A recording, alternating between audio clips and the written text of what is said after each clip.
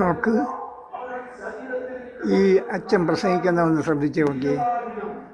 കേൾക്കാമോ നിങ്ങൾക്ക്? ഇതേപോലെയുള്ള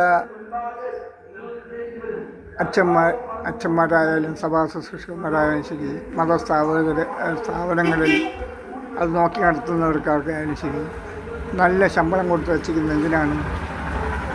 അവർ ജനങ്ങളെ അവരവരുടെ ദൈവങ്ങളെ വിട്ടുപോകാതിരിക്കാൻ ഉപദേശിച്ച് അവർക്ക് നല്ല ജനങ്ങൾക്ക് ട്രെയിനിങ് കൊടുത്ത് പിടിച്ചു നിർത്താനുള്ള പ്രതിഫലമാണ് നല്ല ശമ്പളം. ഞങ്ങളുടെ സഭകളിലൊക്കെ 60,000, 70,000, 50,000 കുറഞ്ഞ ശമ്പളം ഇല്ല. നോക്ക്.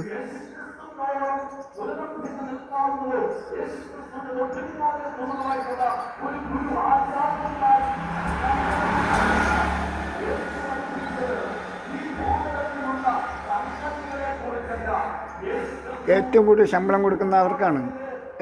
എന്തിനാണ്?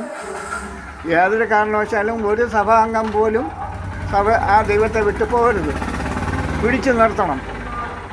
അതിന് എങ്ങനെയൊക്കെ പറഞ്ഞ് ഉപദേശിക്കാമോ, ഏതൊക്കെ തരത്തിൽ അതിനെ തന്ത്രപൂർവം വ്യാഖ്യാനിച്ച് ഒപ്പിച്ചു കൊണ്ടുവന്ന് അവരെ പിടിച്ചു നിർത്തുക. സഭയിൽ നിന്ന് വിട്ടുപോകരുത്, സഭയിൽ നിന്നല്ല, ദൈവത്തിൽ നിന്ന് വിട്ടുപോകരുത്.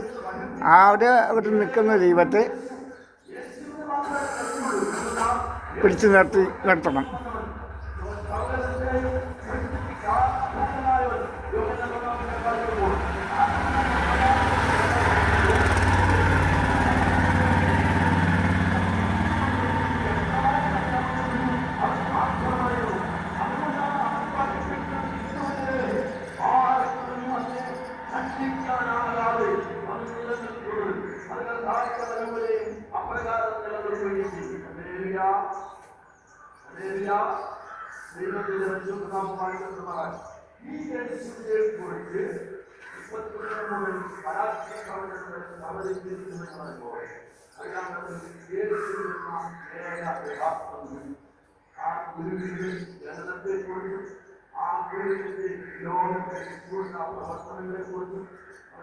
പാരമ്പര്യത്തെക്കുറിച്ചും മരണത്തെക്കുറിച്ചും മരണത്തെക്കുറിച്ചും വന്നുകൊണ്ടുള്ളതിനെക്കുറിച്ചും എന്ത് ചെയ്യുന്നതിനെക്കുറിച്ചും വളരെ വ്യക്തമായി പ്രതിപാദനം ചെയ്യുകയാണ് പ്രവർത്തകർ.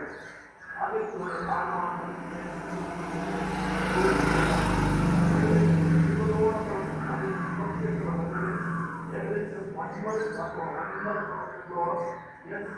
ജനനത്തെക്കുറിച്ചും പാരമ്പര്യത്തെക്കുറിച്ചും പഠിക്കുമ്പോൾ 20ഓളം